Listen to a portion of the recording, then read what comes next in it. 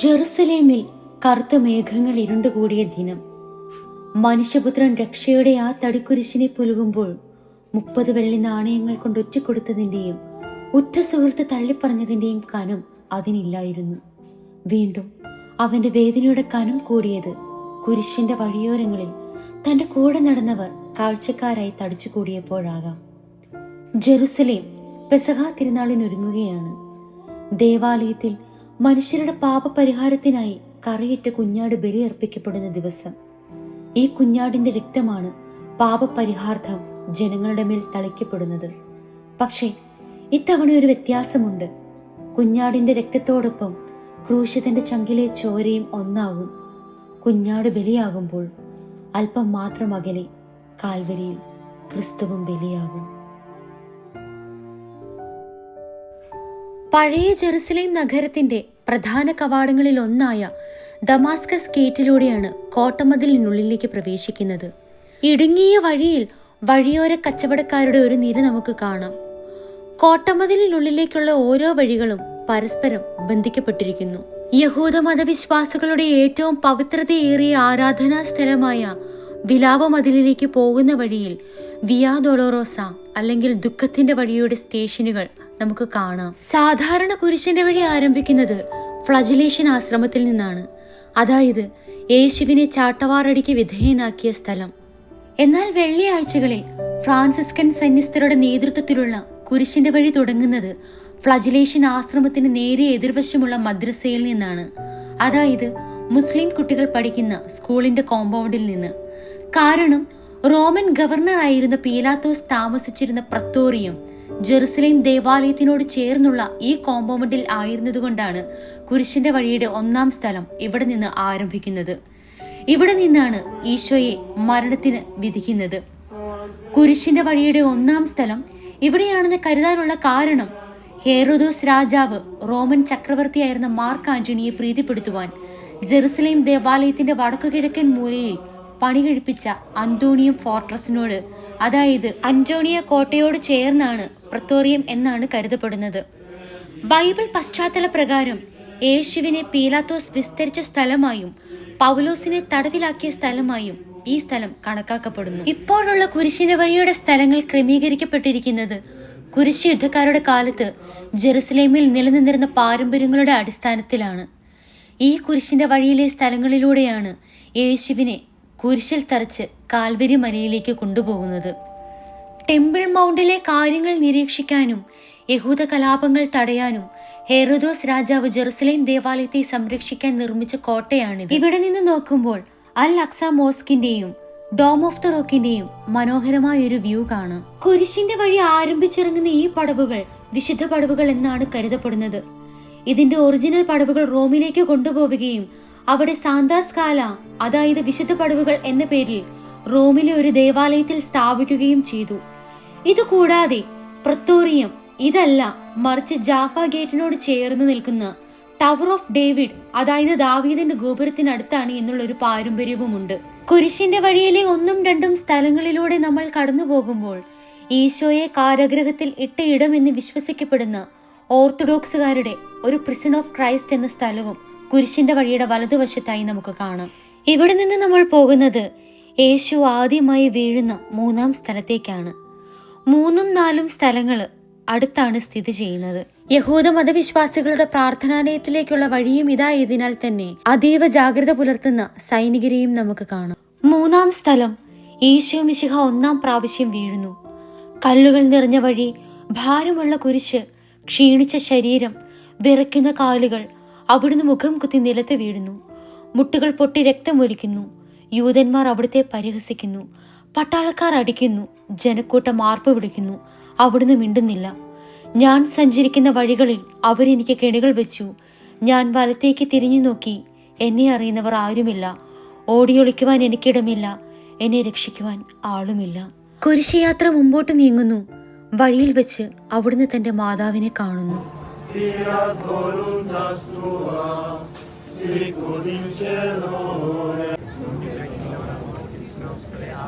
Gloria Patri et Filio et Spiritui Sancto. Isho വളരെയധികം തളർന്നു കഴിഞ്ഞു. ഇനി കുരിശോടുകൂടെ മുന്നോട്ട് നീങ്ങാൻ ശക്തനല്ല. അവിടുന്ന് വഴിയിൽ വച്ച് തന്നെ മരിച്ചു പോയേക്കുമെന്ന് യൂതന്മാർ ഭയന്നു. അപ്പോൾ ഷിമിയോൻ എന്നൊരാൾ വയലിൽ നിന്ന് വരുന്നത് അവർ കണ്ടു. കെബ്രൂയിൻകാരനായ ആ മനുഷ്യൻ അലക്സാണ്ടറിന്റെയും റോപ്പോസിന്റെയും പിതാവായിരുന്നു. അവിടുത്തെ കുരിശ് ചുമക്കുവാൻ അവർ അവനെ നിർബന്ധിച്ചു. അവർക്ക് ഈശോയോട് സഹതാപം തോന്നിയിട്ടല്ല, ജീവനോടെ അവിടുത്തെ കുരിശിൽ തറയ്ക്കണമെന്ന് അവർ തീരുമാനിച്ചിരുന്നു. ഈ 5-ാം സ്ഥലത്തിനോട് ചേർന്ന് ചെറിയൊരു ചാപ്പലും നമുക്ക് കാണാം. ചില സമയങ്ങളിൽ ദിവ്യബലി ഇവിടെ അർപ്പിക്കപ്പെടാറുണ്ട്. യേശു തന്റെ ഭാരമുള്ള കുരിശുമായി വീഴുമ്പോൾ തന്റെ കൈപ്പത്തി പതിഞ്ഞ ഒരു അടയാളവും നമുക്ക് കാണാൻ സാധിക്കും. 6-ാം സ്ഥലം വേറോനിക്ക മിശിഹായുടെ തിരുമുഖം തുടയ്ക്കുന്നു. ഭക്തയായ വേറോനിക്ക മിശിഹായെ കാണുന്നു. അവളുടെ ഹൃദയം സഹതാപത്താൽ നിറഞ്ഞു. അവൾക്ക് അവിടുത്തെ ആശ്വസിപ്പിക്കണം. പട്ടാളക്കാരുടെ മധ്യത്തിലൂടെ അവൾ ഈശോയെ സമീപിക്കുന്നു. ആരെങ്കിലും എന്തെങ്കിലും പറഞ്ഞു കൊള്ളട്ടെ, സ്നേഹം പ്രതിബന്ധം അറിയുന്നില്ല. പരമാർത്ഥ ഹൃദയർ അവിടുത്തെ കാണും. അങ്ങിൽ ശരണപ്പെടുന്നവരാരും നിരാശരാവുകയില്ല. അവൾ ഭക്തിപൂർവ്വം തന്റെ തുവാലയെടുത്തു. രക്തം പുരണ്ട മുഖം വിനയപൂർവ്വം തുടച്ചു. Spiritui Sancto, erat in principio et nunc et semper, et in saecula saeculorum. Amen. Miserere nostri Domine, Miserere nostri.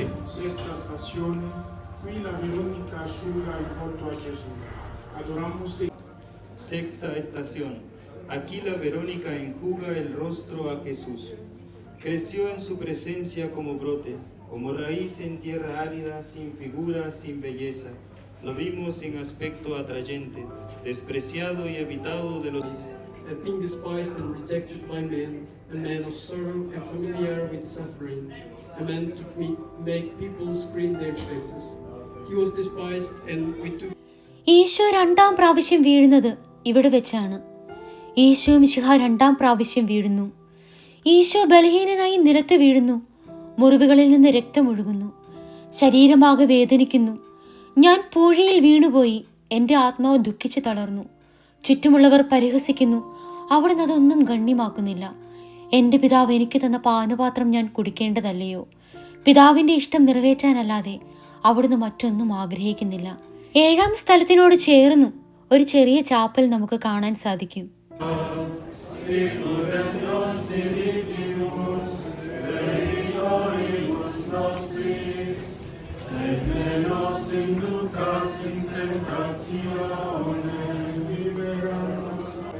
Miserere nostri Domine, miserere nostri. 8ª stazione, qui Gesù incontra le pie donne.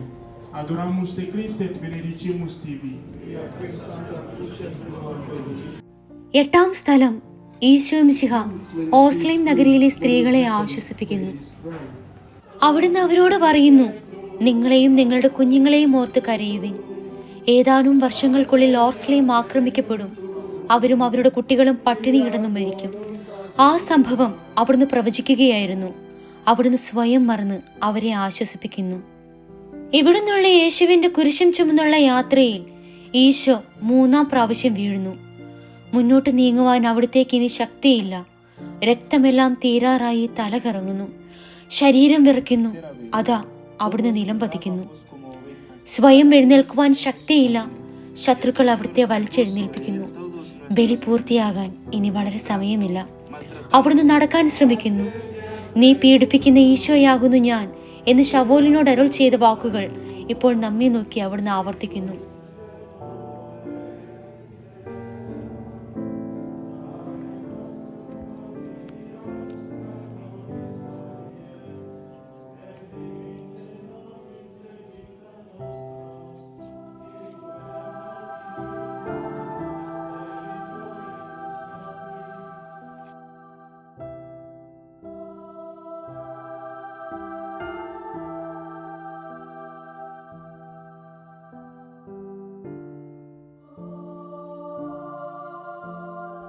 പഴയ Jerusalem നഗരത്തിലെ Christian ക്വാർട്ടറിൽ സ്ഥിതി ചെയ്യുന്ന 4-ാം നൂറ്റാണ്ടിൽ നിർമ്മിച്ച ദേവാലയമാണ് holy സെപ്പൾക്കർ. വിയാ ഡൊളോറസായിലെ, അതായത് കുരിശിന് വഴിയിലെ അവസാന 4 സ്റ്റേഷനുകൾ ഇതിനുള്ളിലാണ്. 4-ാം നൂറ്റാണ്ടിന്റെ ആരംഭം മുതൽ തന്നെ യേശുവിനെ ക്രൂശിക്കുകയും അടക്കം ചെയ്യുകയും മരിച്ചവരിൽ നിന്ന് ഉയർത്തെഴുന്നേൽക്കുകയും ചെയ്യുന്ന സ്ഥലമായി ഈ ദേവാലയത്തെ അംഗീകരിച്ചിരിക്കുന്നു. കുരിശിന്റെ വഴിയിലെ 10 മുതൽ 14 വരെയുള്ള സ്റ്റേഷനുകളും ഈ ദേവാലയത്തിനുള്ളിലാണ്. ഇപ്പോൾ ഇവിടെ സ്ഥിതി ചെയ്യുന്ന ദേവാലയത്തിലെ കാൽവരിയിലേക്കുള്ള പടവുകളാണിവ. ഇവിടെ വെച്ചാണ് ദിവ്യരക്ഷകന്റെ വസ്ത്രങ്ങൾ ഉരിഞ്ഞെടുക്കുന്നത്. ഗാഗുൽത്തായിൽ എത്തിയപ്പോൾ അവർ അവിടത്തേക്ക് മീറ കലർത്തിയ വീഞ്ഞു കൊടുത്തു. എന്നാൽ അവിടുന്ന് അത് സ്വീകരിച്ചില്ല. അവിടുത്തെ വസ്ത്രങ്ങൾ 4 ഭാഗിച്ച് ഓരോരുത്തർ ഓരോ ഭാഗം എടുക്കുകയും ചെയ്തു. മേലങ്കി തയ്യൽ കൂടാതെ നെയ്യപ്പെട്ടതായിരുന്നു. അത് ആർക്ക് ലഭിക്കണമെന്ന് ചിട്ടയിട്ട് തീരുമാനിക്കാമെന്നവർ പരസ്പരം പറഞ്ഞു. എൻ്റെ വസ്ത്രങ്ങൾ അവർ ഭാഗിച്ചെടുത്തു, എൻ്റെ മേലങ്കിക്ക് വേണ്ടി അവർ ചിട്ടിയിട്ടു എന്നുള്ള തിരുവെഴുത്ത് അങ്ങനെ അന്വർത്ഥമായി. 11-ാം സ്ഥലം ഈശോ മിശിഹ കുരിശിൽ തറയ്ക്കപ്പെടുന്നു. ഈശോയെ കുരിശിൽ കിടത്തി കൈകളിലും കാലുകളിലും അവർ ആണി തറയ്ക്കുന്നു. ആണിപ്പഴുതുകളിലൂടെ കൈകാലുകൾ വലിച്ചു നീട്ടുന്നു. ഉഗ്രമായ വേദന, മനുഷ്യന് സങ്കല്പിക്കാൻ കഴിയാത്ത വിധം ദുസ്സഹമായ പീഡകൾ. എങ്കിലും അവിടുത്തെ അധരങ്ങളിൽ പരാതിയില്ല, കണ്ണുകളിൽ നൈരാശ്യമില്ല. പിതാവിന്റെ ഇഷ്ടം നിറവേറട്ടെ എന്ന് അവിടുന്ന് പ്രാർത്ഥിക്കുന്നു.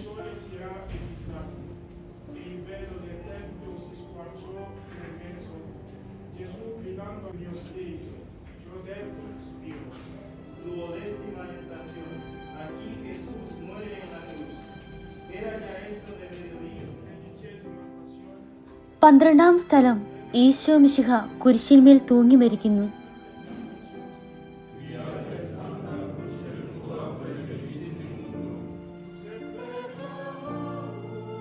കുരിശിൽ കിടന്നിരുന്ന മിശിഹായുടെ മൃതദേഹം മാതാവിന്റെ മടിയിൽ കിടത്തുന്നു. ഏറ്റവും വ്യാകുലയായ മാതാവേ, അങ്ങേ വത്സലപുത്രൻ മടിയിൽ കിടന്നുകൊണ്ട് മൂകമായ ഭാഷയിൽ അന്ത്യയാത്ര പറഞ്ഞപ്പോൾ അങ്ങ് അനുഭവിച്ച സങ്കടം ആർക്ക് വിവരിക്കാൻ കഴിയും?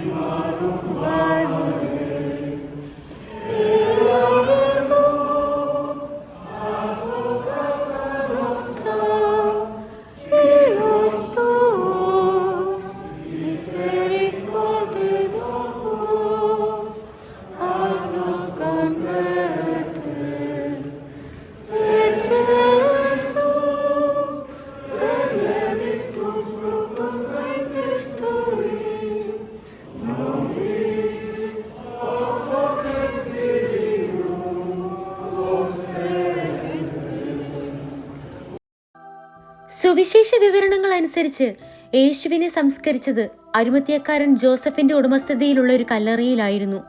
ക്രിസ്തീയ പാരമ്പര്യം അനുസരിച്ച് യേശുവിന്റെ കല്ലറ സ്ഥിതി ചെയ്യുന്നത് ഈ ദേവാലയത്തിനുള്ളിലാണ്. യേശുവിന്റെ ശവകുടീരം സൂക്ഷിച്ചിരിക്കുന്ന ഈ ചെറിയ ചാപ്പലാണ് എഡിക്യൂൾ. 14-ാം സ്ഥലം ഈശോ മിശിഹായുടെ മൃതദേഹം കല്ലറയിൽ സംസ്കരിക്കുന്നു. അനന്തരം പീലാത്തോസിന്റെ അനുവാദത്തോടെ റാംസാക്കാരനായ യൗസേപ്പ് ഈശോയുടെ മൃതദേഹം ഏറ്റെടുത്തു. 100 റാത്തിലോളം സുഗന്ധക്കൂട്ടുമായി നിക്കദേമൂസും അയാളുടെ കൂടെ വന്നിരുന്നു. യൂതന്മാരുടെ ആചാരമനുസരിച്ച് കച്ചകളും പരിമള ദ്രവ്യങ്ങളും കൊണ്ട് ശരീരം പൊതിഞ്ഞു. ഈശോയെ കുരിശിൽ തറച്ചെടുത്ത് ഒരു പൂന്തോട്ടവും അവിടെ ഒരു പുതിയ കല്ലറയും ഉണ്ടായിരുന്നു. ശാബദം ആരംഭിച്ചിരുന്നതുകൊണ്ടും കല്ലറ അടുത്തായിരുന്നതുകൊണ്ടും അവർ ഈശോയെ അവിടെ സംസ്കരിച്ചു.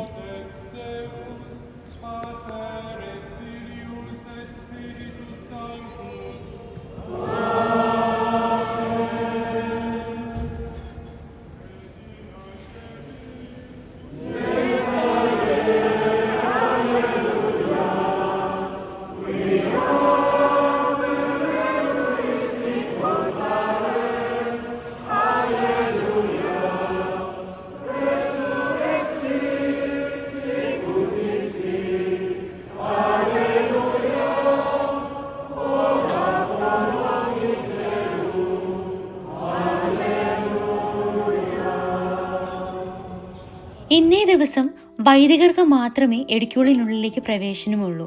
മറ്റൊരു ദിവസം എഡിക്യൂളിനുള്ളിൽ, അതായത് യേശുവിന്റെ ശവകുടീരത്തിനുള്ളിൽ ഞാൻ വരികയും അവിടെ നിന്ന് പകർത്തിയ കാഴ്ചകളുമാണ് ഇനി നിങ്ങൾ കാണുന്നത്. എഡിക്യൂളിനെ കുറിച്ചും യേശുവിന്റെ ശവകുടീരത്തെക്കുറിച്ചുമുള്ള കൂടുതൽ വിവരണങ്ങളുമായി അടുത്ത വീഡിയോയിൽ കാണുന്നതുവരെ എല്ലാവർക്കും നല്ലൊരു ഹോളി വീക്ക് ആശംസിക്കുന്നു.